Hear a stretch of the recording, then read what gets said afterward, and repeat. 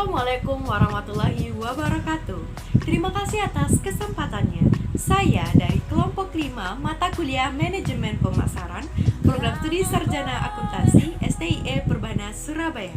Hari ini saya akan membuka presentasi kelompok kami dengan judul materi Customer Value Driven Marketing Strategy and Creating Value for Target Customer, atau strategi pemasaran yang digerakkan oleh pelanggan dan menciptakan nilai bagi pelanggan target. Di dalam materi ini nanti akan dibahas mengenai strategi pemasaran yang digerakkan oleh pelanggan. Salah satunya adalah segmentasi pasar. Karena pemasaran yang cerdas diawali dengan segmentasi yang cerdas. Untuk pemahaman lebih lanjut, mari kita dengarkan penjelasan berikut ini.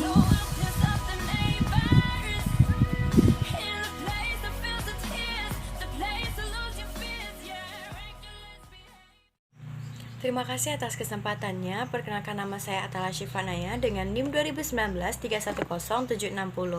Nah, kali ini saya akan menjelaskan pembahasan pertama presentasi kami.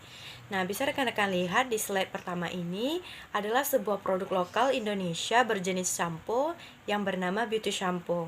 Nah, Beauty Shampoo ini sudah tidak kita temui lagi di pasaran karena ada kesalahan dalam strategi pemasaran yang ia lakukan. Nah, si Beauty Shampoo ini sempat melakukan promosi besar-besaran tanpa didukung dengan finansial yang kuat, alih-alih menantang produk Sunsilk milik Unilever yang waktu itu menjadi pemimpin pasar, tetapi justru Beauty Shampoo ini kehilangan pelanggan karena ia tidak memiliki diferensiasi dan segmentasi pasar yang tepat, sehingga mudah kehilangan pelanggan dan menyebabkan si Beauty Shampoo ini tidak lagi beredar di pasaran. Nah, kesalahan itulah yang menyebabkan produk ini tidak kita lihat lagi di pasaran sampai saat ini.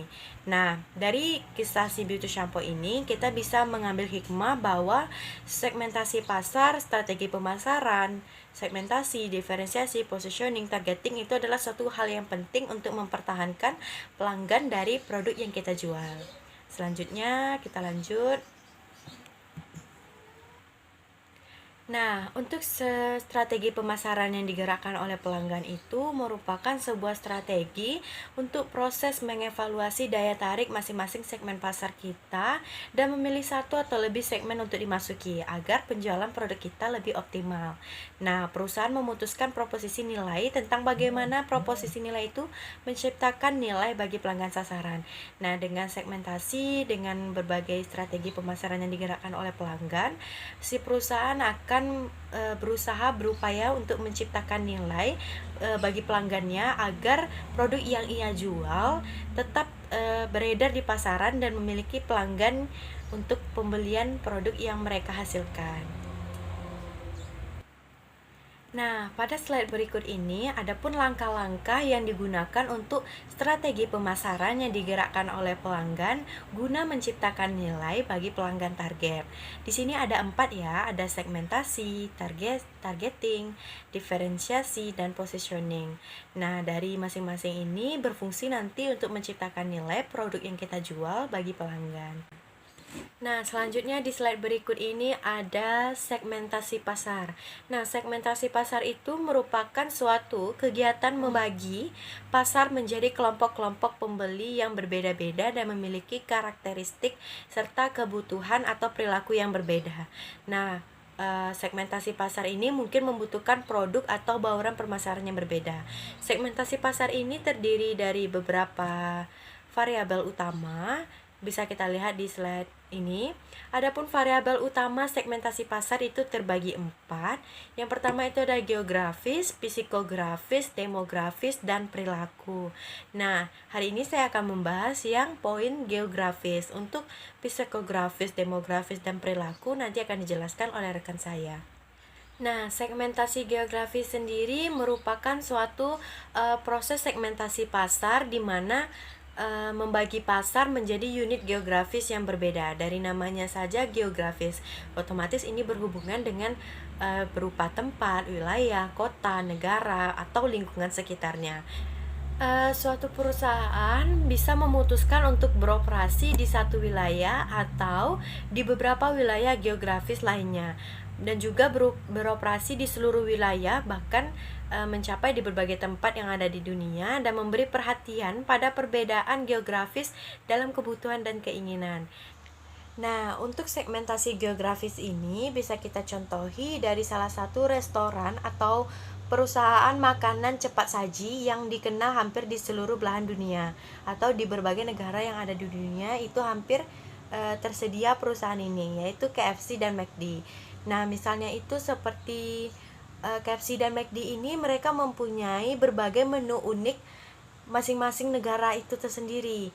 Nah, jadi misalnya si McD ini menawarkan di Indonesia dia menawarkan ada nasi dan ayam. Dan juga di Indonesia dia juga ada menawarkan menu bubur ayam. Begitu juga di Malaysia dia juga menawarkan bubur ayam. Tetapi tidak di berbagai negara yang ada di Eropa. Karena McD tidak menawarkan nasi, ayam ataupun bubur ayam di negara Eropa karena kecenderungan masyarakat sana tidak mengkonsumsi nasi. Sedangkan di India sendiri, di negara India, McD ini mempunyai menu khusus namanya burger khas India. Itu adalah namanya Chicken Maharaja. Nah, produk ini tidak kita temui di McD yang ada di Eropa maupun Indonesia. Nah, itulah ciri khas dari makanan untuk perusahaan McD di negara India. Sedangkan di Amerika Serikat sendiri, itu perusahaan McD ini menawarkan menu unik, yaitu berupa menu oatmeal untuk sarapan, dan juga berbagai menu khas untuk masyarakat dengan pola konsumsi yang ada di Eropa sendiri, seperti itu. Nah, untuk penjelasan mengenai segmentasi pasar yang lainnya akan dilanjutkan oleh rekan saya. Selanjutnya, saya akan membahas tentang segmentasi demografis.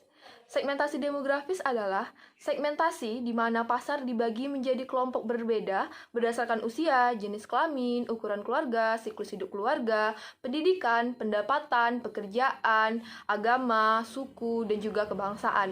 Nah, segmentasi ini adalah segmentasi yang paling sering dipakai oleh pemasar karena variabelnya yang mudah diukur daripada jenis variabel lainnya. Yang pertama ada segmentasi demografis berdasarkan usia. Ini adalah segmentasi di mana membagi pasar menjadi kelompok usia yang berbeda. Kita contohkan seperti merek susu Fashion Flag. Mereka memiliki produk seperti susu Fashion Flag 1, 2, 3 yang dikhususkan untuk anak-anak berusia 1 hingga 3 tahun. Dan juga mereka memiliki produk susu Fashion Flag 4, 5, 6 yang dikhususkan untuk anak-anak berumur 4 hingga 6 tahun. Selanjutnya ada segmentasi demografis berdasarkan jenis kelamin. Nah, jenis segmentasi ini juga sangat sering atau sangat mudah kita jumpai seperti di beberapa merek pakaian dan juga sepatu. Ada pakaian wanita, ada pakaian pria, ada sepatu wanita, sepatu pria, dan juga sekarang banyak produk perawatan kecantikan yang dikhususkan untuk wanita ataupun untuk pria. Selanjutnya, segmentasi demografis berdasarkan ukuran keluarga. Ini membagi pasar menjadi kelompok ukuran keluarga yang berbeda seperti 1 hingga 4 orang, 5 hingga 8 orang, ataupun lebih dari 8 orang. Kita contohkan di salah satu restoran cepat saji Pizza Hut, mereka memiliki menu set box untuk 2 orang, ataupun untuk 4 orang, ataupun lebih dari itu. Selanjutnya ada segmentasi demografis berdasarkan siklus keluarga. Ini contohnya seperti belum menikah, sudah menikah, mempunyai anak, seperti itu. Kita contohkan, biasanya orang-orang yang baru menikah, mereka cenderung untuk membeli perabotan-perabotan baru, sedangkan untuk orang yang baru memiliki anak, mereka cenderung untuk membeli perlengkapan bayi. Selanjutnya, segmentasi demografis berdasarkan pendapatan. Nah, ini erat hubungannya dengan pekerjaan karena biasanya pemasar itu menargetkan target pasar yang sesuai dengan harga produk yang akan mereka pasarkan. Kita contohkan seperti sepeda dan mobil. Dalam satu merek sepeda, mereka memiliki berbagai macam harga sepeda yang mereka tawarkan kepada konsumen. Seperti harga 1 hingga 4 juta ataupun lebih dari 4 juta. Selanjutnya adalah segmentasi demografis berdasarkan pekerjaan.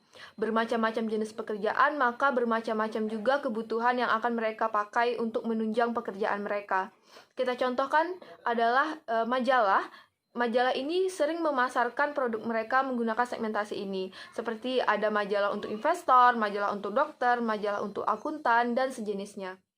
Selanjutnya, ada segmentasi demografis berdasarkan pendidikan.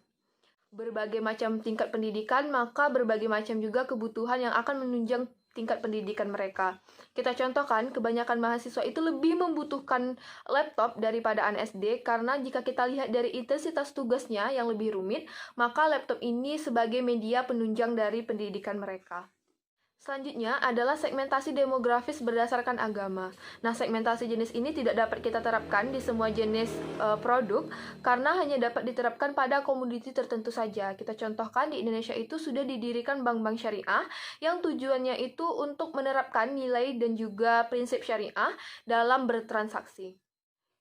Dan juga ada beberapa produk yang memproduksi mukena, sejadah, dan sejenisnya. Selanjutnya ada segmentasi demografis berdasarkan suku dan juga kebangsaan. Segmentasi jenis ini dapat dilakukan apabila suku-suku tersebut memiliki perbedaan yang cukup mencolok daripada suku-suku lainnya, yang tentunya harus memiliki potensial yang cukup besar dan memiliki daya beli yang cukup tinggi. Segmentasi psikografis. Segmentasi psikografis adalah segmentasi di mana pasar dibagi menjadi kelompok berbeda berdasarkan kelas sosial, gaya hidup, ataupun karakteristik kepribadian. Yang pertama ada segmentasi psikografis berdasarkan kelas sosial. Ini membagi pasar menjadi kelompok berbeda berdasarkan kelas sosial seperti menengah ke atas ataupun menengah ke bawah. Kita contohkan, terdapat beberapa mall yang menawarkan barang-barang mewah untuk kelas menengah ke atas. Biasanya mall ini didesain dengan elit dan juga bergaya yang mewah.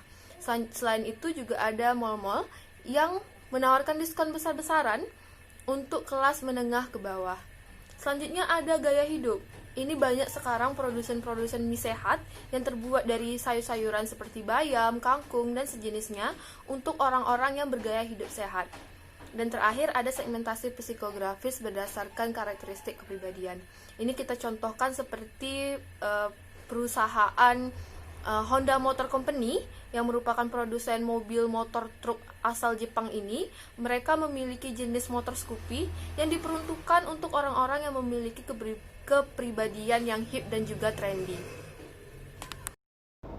Terima kasih atas kesempatannya. Baik, saya akan melanjutkan materi yang dijelaskan oleh rekan saya, yaitu segmentasi perilaku. Yang pertama, kejadian. Segmentasi kejadian membagi pasar menjadi kelompok menurut kejadian saat pembeli mendapatkan ide untuk membeli, benar-benar melakukan pembelian, atau menggunakan barang yang dibeli. Yang kedua, manfaat. Segmentasi manfaat membagi pasar menjadi kelompok menurut manfaat berbeda dari yang dicari konsumen dari produk. Contohnya, pakaian olahraga Champion menetapkan segmen pasar menurut manfaat yang dicari beragam konsumen dari pakaian olahraga mereka, mencari keseimbangan fungsi dan gaya dalam olahraga. Yang ketiga, status pengguna. Pasar bisa disegmentasikan menjadi non-pengguna, mantan pengguna, pengguna potensial, pengguna pertama kali, dan pengguna tetap produk.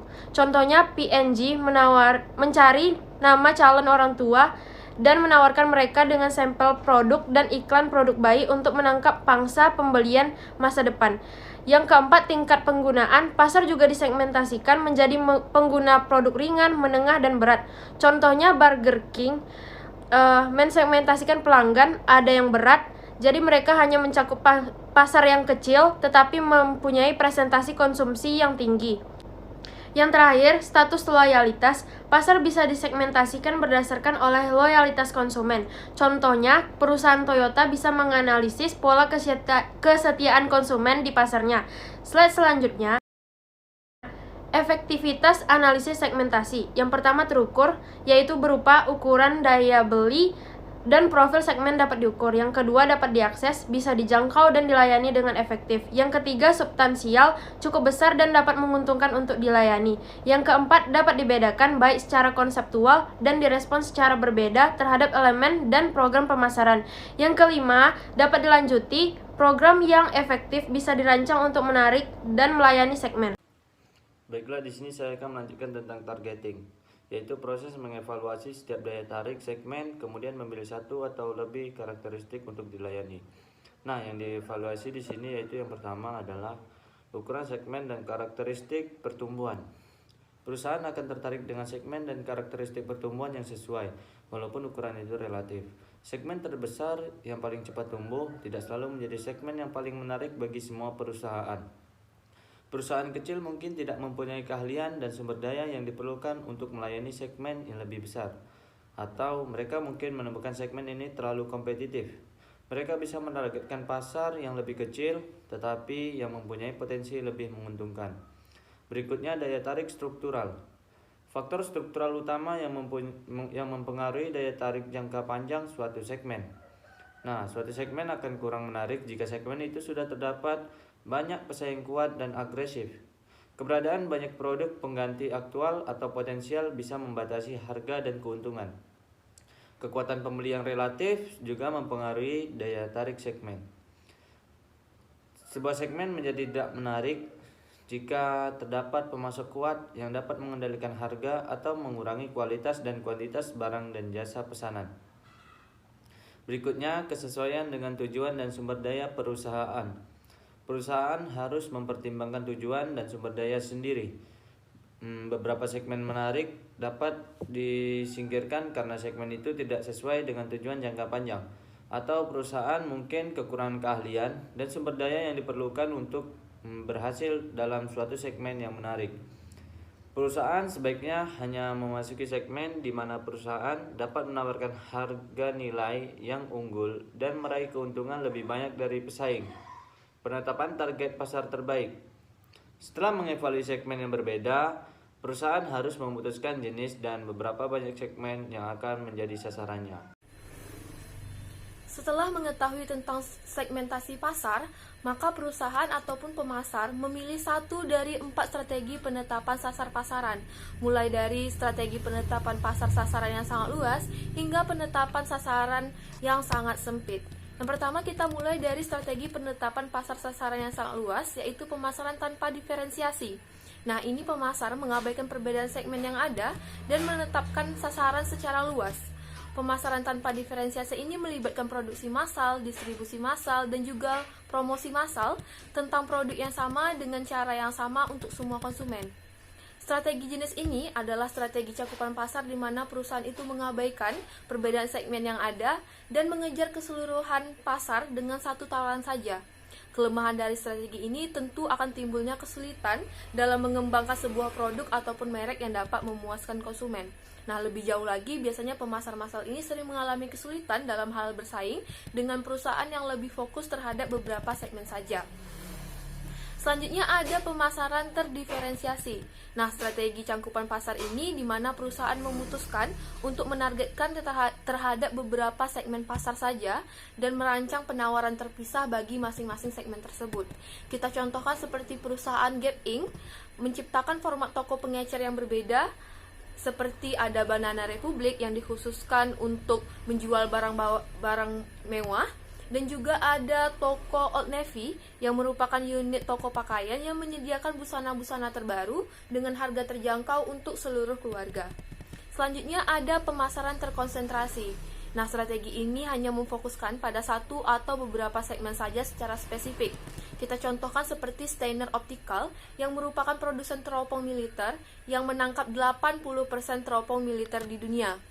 Melalui pemasaran terkonsentrasi, perusahaan biasanya mencapai posisi pasar yang cukup kuat karena pengetahuan perusahaan yang lebih besar akan kebutuhan konsumen yang mereka layani. Dan biasanya mereka ini mendapatkan reputasi khusus yang mereka raih. Jenis strategi ini bisa sangat menguntungkan, tetapi juga bisa sangat beresiko, karena biasanya perusahaan hanya bergantung pada satu atau beberapa segmen saja secara spesifik. Sehingga apabila segmen ini melemah atau terdapat pesaing besar yang memutuskan untuk memasuki segmen yang sama dengan sumber daya yang lebih besar, maka hal ini bisa sangat merugi. Dan terakhir ada pemasaran mikro. Ini terbagi menjadi dua, yaitu pemasaran lokal dan juga pemasaran individual. Pemasaran lokal ini adalah strategi pemasaran yang menargetkan calon-calon pelanggan di lokasi-lokasi spesifik tertentu dengan tujuan untuk meningkatkan kesadaran warga sekitar terhadap adanya sebuah bisnis dalam daerah mereka. Yang terakhir ada pemasaran individual. Nah, ini adalah pemasaran yang sesuai dengan pesanan secara individu ataupun customized marketing. Strategi penetapan segmen pasar terbaik. Strategi penetapan segmen pasar bergantung pada 1. Sumber daya perusahaan, 2. Keberagaman produk, 3. Tahap siklus hidup produk, 4. Keberagaman pasar, 5. Strategi pemasaran kompetitif. 1. Sumber daya perusahaan. Jika sumber daya perusahaan terbatas, pemasaran terkonsentrasi adalah yang paling masuk akal. 2. Keberagaman produk. Pemasaran tanpa diferensiasi lebih cocok untuk produk seragam seperti buah anggur atau baja.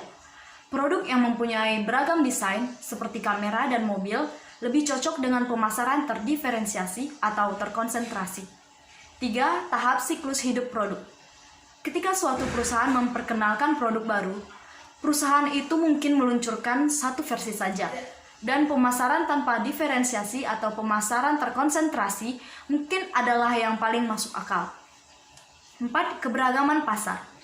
Jika sebagian besar pembeli mempunyai selera yang sama dan bereaksi dengan cara yang sama terhadap usaha pemasaran tanpa diferensiasi adalah pemasaran yang sesuai. 5. Strategi pemasaran pesaing. Ketika pesaing menggunakan pemasaran terdiferensiasi atau terkonsentrasi, pemasaran tanpa diferensiasi bisa merupakan tindakan bunuh diri. Sebaliknya, ketika pesaing menggunakan pemasaran tanpa diferensiasi, sebuah perusahaan dapat meraih keuntungan dengan menggunakan pemasaran terdiferensiasi atau terkonsentrasi. Diferensiasi dan positioning. Diferensiasi merupakan tindakan merancang satu set perbedaan yang berarti untuk membedakan penawaran perusahaan dari penawaran pesaing. Sementara positioning merupakan tindakan merancang penawaran dan citra perusahaan sehingga menempati posisi kompetitif yang berarti berada dalam benak pelanggan sasarannya. Diferensiasi terdiri dari 3 langkah. 1. Mengidentifikasi sekumpulan kemungkinan diferensiasi yang menciptakan keunggulan kompetitif untuk membangun posisi. Maksudnya, membangun hubungan yang menguntungkan dengan pelanggan sasaran, pemasaran harus memahami kebutuhan pelanggan secara lebih baik daripada yang dilakukan pesaing dan mengantarkan lebih banyak nilai pelanggan. Yang kedua, mengidentifikasi perbedaan nilai yang mungkin dan keunggulan kompetitif. Maksudnya keunggulan melebihi pesaing yang diraih dengan menawarkan nilai yang lebih rendah atau dengan menyediakan lebih banyak manfaat yang sesuai dengan harga yang lebih mahal. 3. Memilih keseluruhan strategi positioning.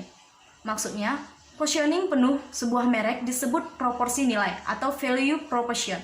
Merek, bauran manfaat penuh di mana merek didiferensiasikan dan diposisikan. Baiklah, di sini saya akan melanjutkan penjelasan dari rekan saya mengenai diferensiasi. Diferensiasi terdapat dari 5. Yang pertama yaitu diferensiasi produk, diferensiasi jasa, diferensiasi saluran, diferensiasi orang, diferensiasi citra. Yang pertama yaitu diferensiasi produk. Diferensiasi produk terjadi sepanjang jangkauan pada suatu tingkat ekstrim. Kita menemukan produk fisik yang hanya memungkinkan sedikit variasi, seperti ayam, baja, dan aspirin. Contohnya, Palladium mengatakan bahwa ayam bermereknya lebih baik, lebih segar, lebih empuk, dan harganya 10% lebih mahal berdasarkan diferensiasi ini. Pada tingkat ekstrim lain, ada produk dengan tingkat diferensiasi yang tinggi, seperti mobil, pakaian, dan perabot. Produk-produk seperti ini bisa didiferensiasikan berdasarkan fitur kinerja atau gaya dan desain. Yang kedua yaitu diferensiasi jasa. Beberapa perusahaan mendapatkan diferensiasi jasa melalui pengantaran yang cepat dan nyaman atau cermat. Sebagai contoh, Commerce Bank telah memposisikan dirinya sebagai bank paling nyaman di Amerika Serikat. Commerce Bank tetap buka 7 hari seminggu, termasuk malam hari, dan kita bisa mendapatkan kartu debit ketika kita menunggu. Contoh lain, MCQ Sound Corporation, grosir obat-obatan utama yang berkonsultasi dengan 12.000 ahli farmasi untuk membantu mereka menetapkan sistem akuntansi persediaan dan pesanan terkomputerisasi. Ini membuatnya mendapatkan kesetiaan pelanggan dan penjualan yang lebih besar. Yang ketiga yaitu diferensiasi saluran. Perusahaan yang mempraktekkan diferensiasi saluran meraih keunggulan kompetitif melalui cara mereka merancang cakupan, keahlian, dan kinerja saluran. Sebagai contoh, Amazon.com, Dell, dan Geiso membedakan diri melalui saluran langsung mereka yang berfungsi secara lansar. Selain itu, keberhasilan Caterpillar dalam industri peralatan konstruksi berdasarkan pada keunggulan saluran penyaluran di seluruh dunia, dikenal atas layanan baik yang mereka hantarkan. Yang keempat, yaitu diferensiasi orang. Perusahaan yang mendapatkan keunggulan kompetitif yang kuat melalui diferensiasi orang mempekerjakan dengan melatih orang yang lebih baik daripada pesaing mereka. Sebagai contoh, Disney melatih pegawai taman hiburan yang secara sesama untuk memastikan mereka kompeten, sopan, dan ramah, mulai dari agen check-in hotel sampai supir monorel penjaga wahana, orang-orang yang menyapu Main Street USA. Dan setiap karyawan yang dilatih secara cermat untuk memahami pelanggan dan membuat orang lain bahagia. Yang terakhir yaitu diferensiasi citra. Sekalipun penawaran pesaing tampak sama, pembeli bisa mengungkapkan perbedaan berdasarkan diferensiasi citra. Yang terakhir yaitu diferensiasi citra. Sekalipun penawaran pesaing tampak sama, pembeli bisa mengungkapkan perbedaan berdasarkan diferensiasi citra. Perusahaan atau merek, citra perusahaan harus mengandung manfaat yang unik, yang berbeda dari merek. Perusahaan tidak dapat mengembangkan citra dalam pikiran publik dalam semalam hanya menggunakan beberapa iklan. Sebagai contoh, jika Ritz-Carlton berarti kualitas, maka citra ini harus didukung oleh perkataan dan perilaku perusahaan. Selanjutnya yaitu strategi positioning pada proporsi nilai pemenang. Yang pertama yaitu lebih banyak untuk lebih sedikit. Positioning ini memerlukan penyediaan produk atau jasa paling berkelas dan menetapkan harga yang lebih mahal untuk menutupi biaya yang lebih tinggi. Sebagai contoh, Hotel Ritz-Carlton peralatan menulis Moonlight, mobil Mercedes masing-masing mengklaim yang unggul, hasil seni dan daya tahan, dan kinerjanya, serta gaya gengsi yang tinggi dan menetapkan harga yang sesuai. Yang kedua yaitu lebih banyak untuk sama. Perusahaan dapat menyerang pesaing dengan positioning ini melalui pengenalan merek yang menawarkan kualitas lebih baik dengan harga yang sebanding. Sebagai contoh, Toyota memperkenalkan Lexusnya dengan proporsi nilai lebih banyak untuk sama melawan Mercedes BMW. Toyota mengkomunikasikan kualitas tinggi Lexus melalui pujian dan review majalah mobil dan melalui rekaman video. Hasilnya, banyak pemilik Mercedes beralih ke Lexus dan tingkat pembelian Lexus telah mencapai 60%. Yang ketiga yaitu sama untuk sedikit. Penawaran sama untuk lebih sedikit bisa menjadi proporsi nilai yang kuat. Semua orang menyukai penawaran yang bagus. Sebagai contoh, Dell menawarkan komputer berkualitas yang sama pada harga yang lebih rendah untuk kinerja. Begitu juga dengan Walmart, Best Buy, dan Circuit City. Yang keempat yaitu lebih sedikit untuk jauh lebih sedikit.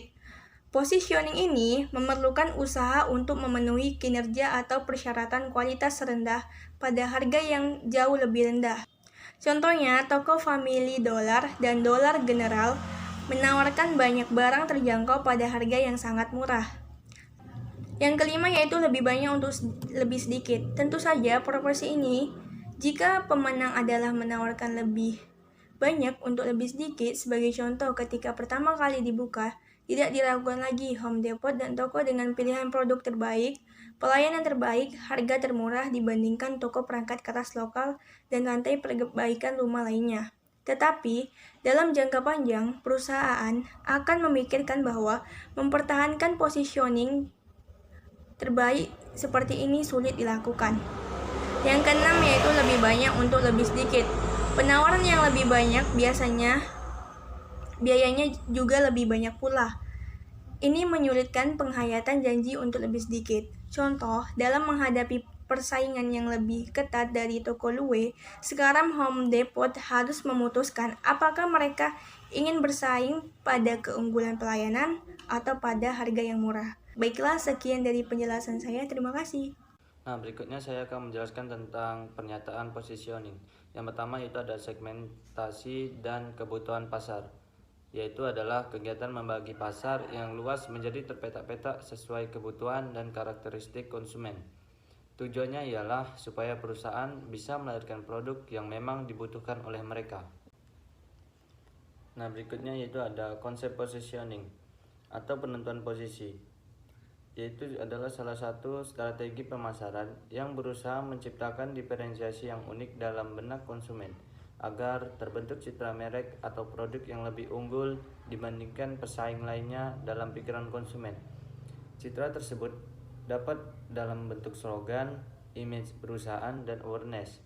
Nah, istilah positioning pertama kali diperkenalkan oleh Ulrich dan Jack Trout pada tahun 1972.